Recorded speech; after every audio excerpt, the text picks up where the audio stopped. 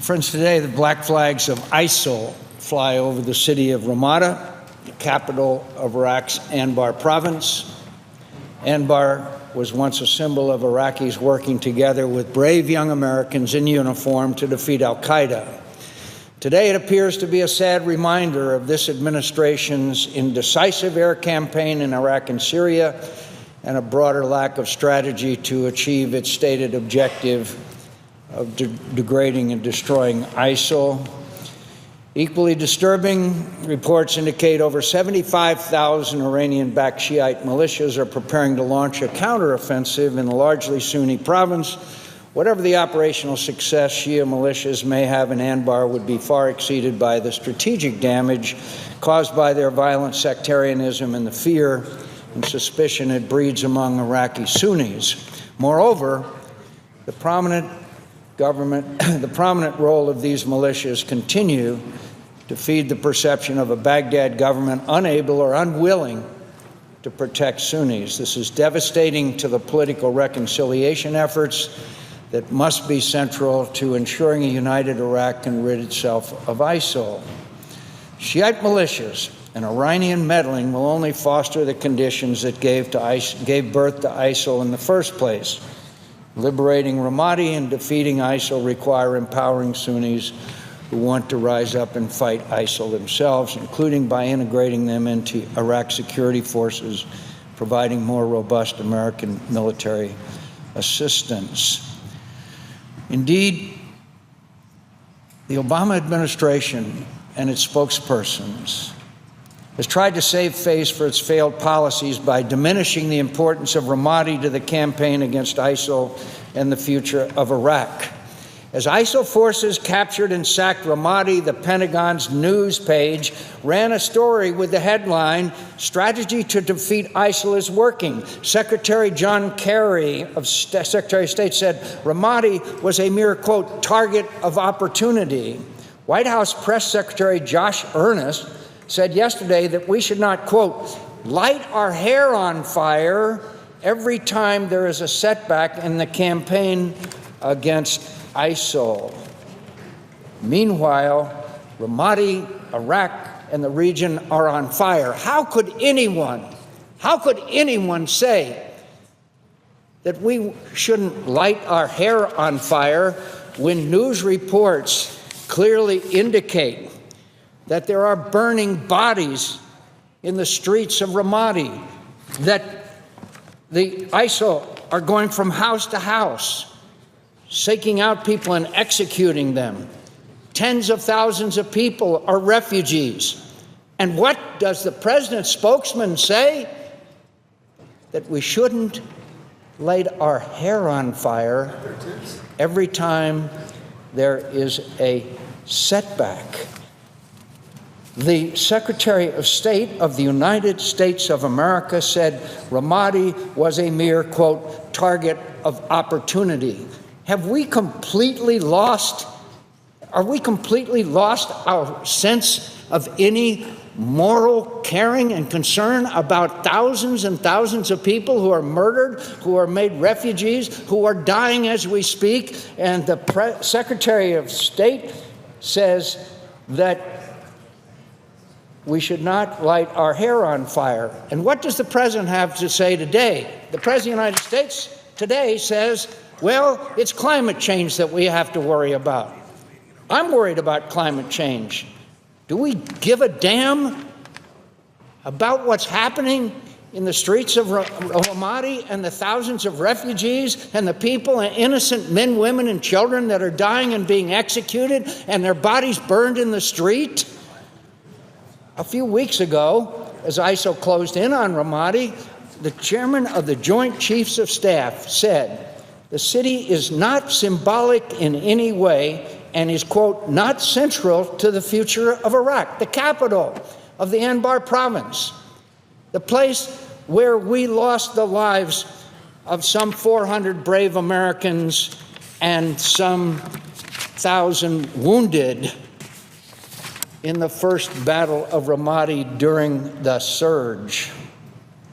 Bodies The quote from the media reports, bodies, some burned, littered the streets as local officials reported the militants carried out mass killings of Iraq security forces and civilians. Islamic State militants searched door to door for policemen and pro-government fighters and threw bodies in the Euphrates River in a bloody purge.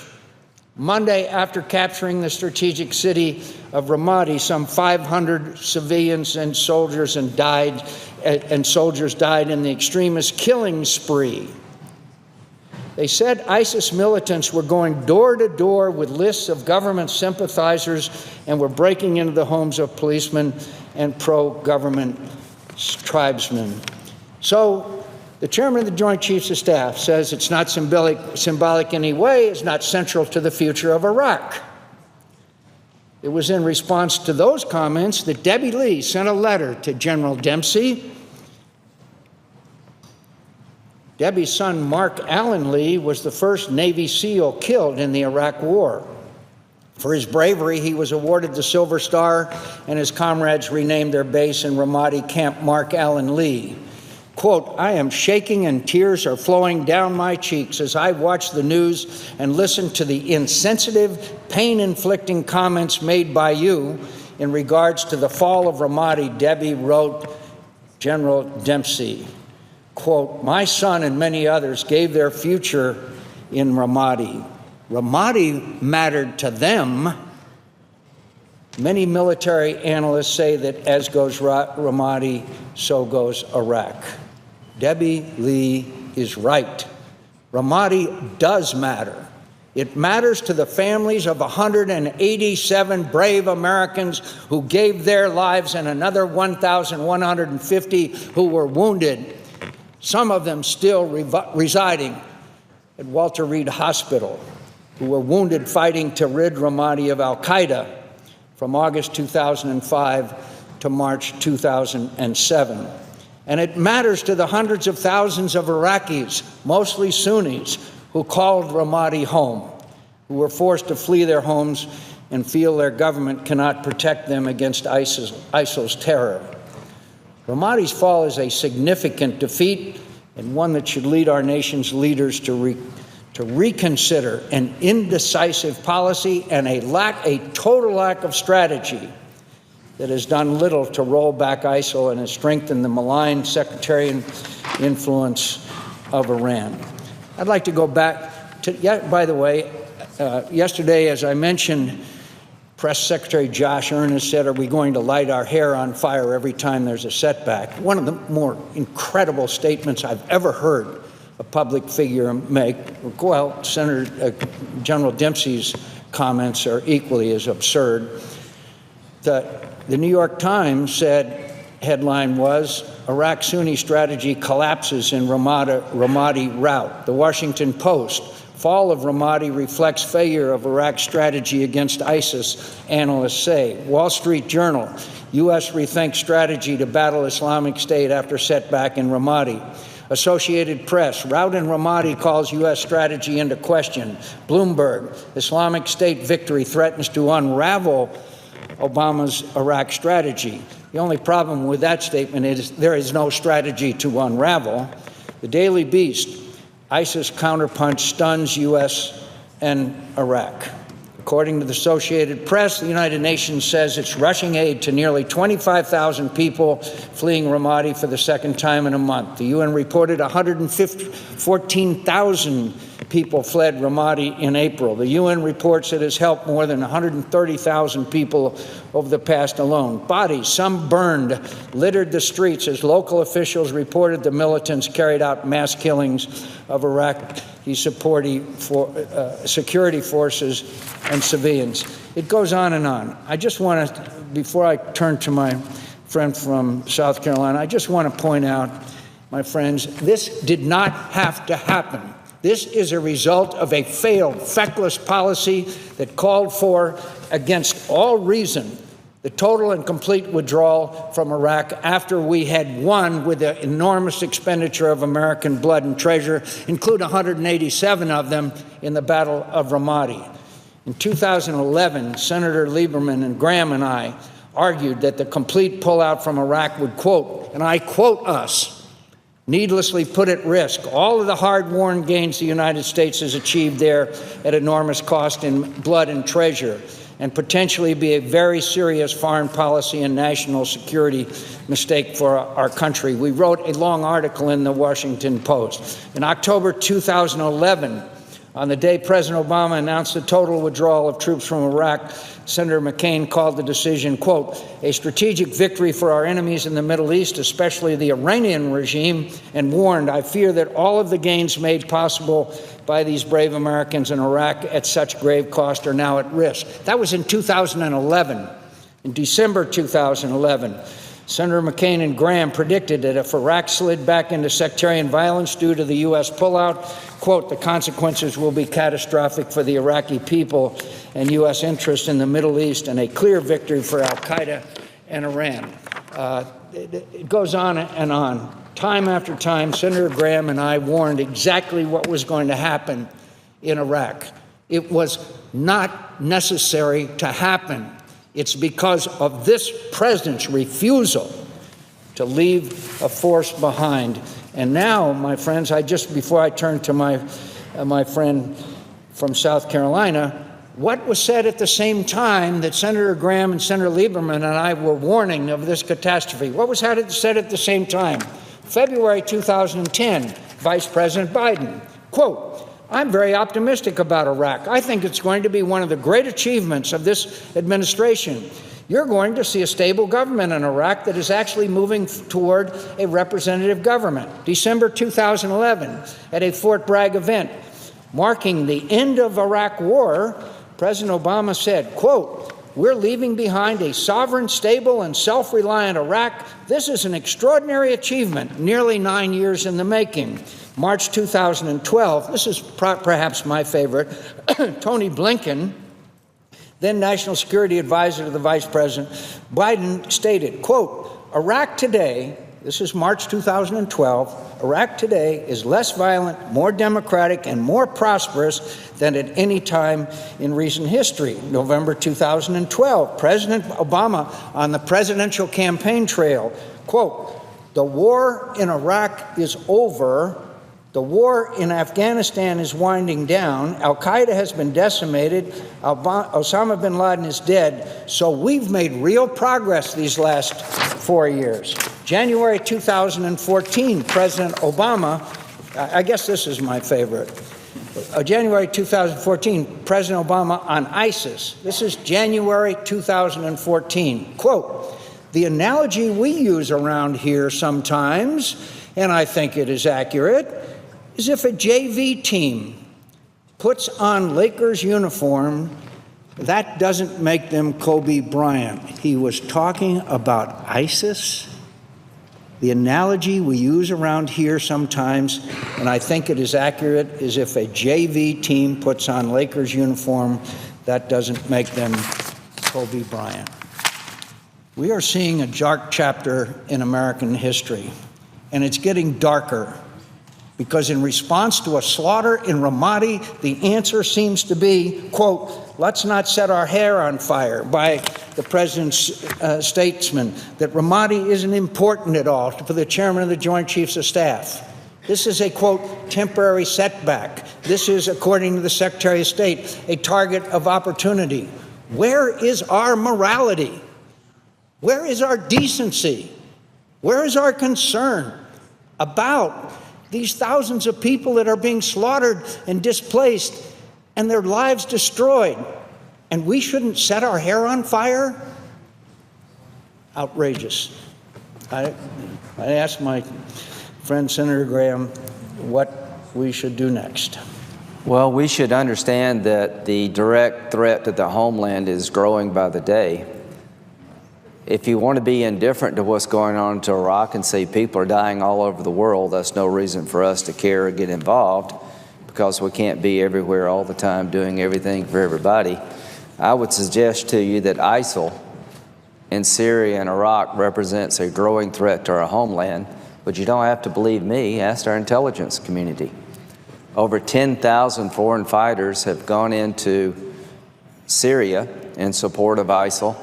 over the last few months. Their goal is to hit the American homeland.